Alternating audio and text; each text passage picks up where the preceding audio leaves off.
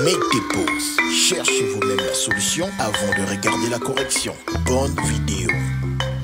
Pour l'exercice 138, on nous dit la suite Wn définie par Wn égale à n-5 sinus de n a pour limite. Donc, on nous fait plusieurs propositions. On comprend qu'il faut trouver la limite de la suite Wn. Donc, ici, dès que vous voyez du sinus de quelque chose, le mieux, c'est de partir de la double inégalité du sinus. Pareil aussi pour le cosinus ou moins 1 puissance n. Donc, voilà, j'ai rappelé les trois inégalités. Pour le sinus, quelle que soit la quantité à l'intérieur de la parenthèse, le sinus de cette quantité sera toujours compris entre moins 1 et n. Pareil pour le cosinus qui est aussi compris entre moins 1 et 1. Et pareil pour le moins 1 puissance n qui est aussi compris entre moins 1 et 1. Donc nous ici dans l'exercice, c'est le sinus. Donc une fois qu'on part de cette double inégalité du sinus, on fait apparaître l'expression de Wn en suivant les étapes des opérations. Donc il y a d'abord le sinus de n qui est multiplié par moins 5. Donc moins 1 multiplié par moins 5, ça nous donne 5. Ensuite, le moins 1 multiplie le sinus de n, ce qui nous donne moins 5 sinus de n.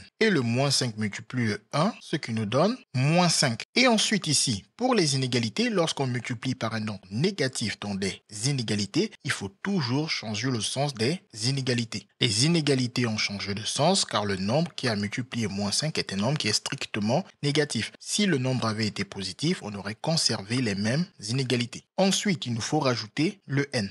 Donc 5 plus n, ça nous donne n plus 5 ou 5 plus n qui est exactement la même chose. Ensuite, au moins 5 sinus de n, je rajoute le n, ce qui nous donne n moins 5 sinus de n ou de manière égale moins 5 sinus de n plus n. Et ensuite, au moins 5, je rajoute le n, ce qui nous donne n moins 5 ou on peut aussi dire moins 5 plus n. Lorsqu'on ajoute ou que l'on retire un nombre à chacun des membres de plusieurs inégalités, les inégalités ne changent pas du tout de sens. Je reprécise qu'elles ne changent de sens que lorsqu'on multiplie ou que l'on divise par un nombre qui est strictement négatif. Donc ici, les inégalités ne changent pas de sens, elles restent conservées. Donc ici, je réécris les mêmes inégalités. Ensuite, ici au milieu, je reconnais mon Wn. Et je peux rajouter les deux quantités aux extrémités. Et bien évidemment, comme j'ai juste remplacé cette expression par Wn, étant donné que c'est Wn, les inégalités restent les mêmes. Soit vous pouvez laisser les inégalités dans cet ordre, ou soit vous pouvez prendre la plus petite quantité qui est écrite ici tout à droite et la mettre au début. Et la plus grande quantité ici qui est écrite tout à gauche, vous pouvez la mettre tout à droite. Et le Wn qui est tout au milieu, vous le laissez tout au milieu. Par contre, si vous faites ce changement, il faut bien évidemment changer le sens des inégalités. Étant donné que n-5 est du côté fermé de l'inégalité, il faut justement mettre une inégalité qui correspond. Voilà, donc mon n-5 se retrouve bien du côté fermé de l'inégalité. On fait exactement pour le n plus 5 qui est du côté ouvert de l'inégalité. On met l'inégalité pour que le n plus 5 se retrouve du côté ouvert de l'inégalité. Maintenant ici, on peut se demander si on doit utiliser le théorème de comparaison ou le théorème des gendarmes pour déterminer la limite de Wn. Le théorème de gendarme ne concerne que les limites finies, c'est-à-dire qu'il faudrait que les deux bornes aient déjà une limite finie et il faudrait en même temps que ce soit exactement la même limite finie pour pouvoir envisager d'utiliser le théorème des gendarmes. Alors qu'ici, lorsqu'on regarde les bornes, il y a n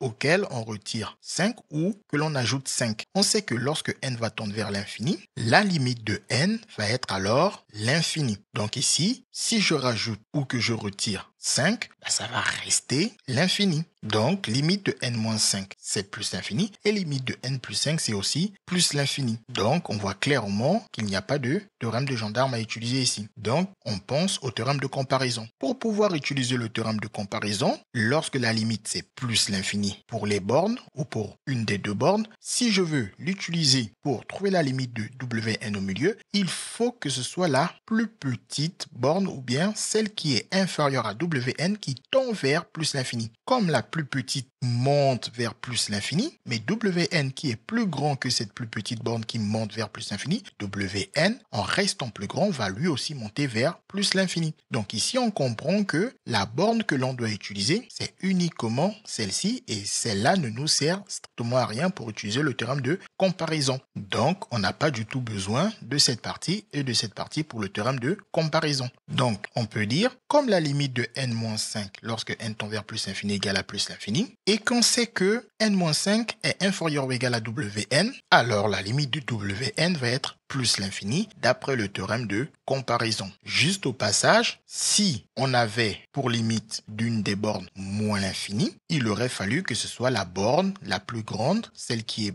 plus grande que Wn, qui tende vers moins l'infini pour pouvoir utiliser le théorème de comparaison et conclure que Wn tend vers moins l'infini. Une fois la limite de Wn trouvée, on n'a plus qu'à aller dans l'énoncé pour voir quelle est la bonne réponse. Et on voit que la bonne réponse est la réponse A, CQFD, ce qu'il fallait découvrir. Les mathématiques, ce n'est pas juste la mémorisation de l'application de cours. Ça nous aide à comprendre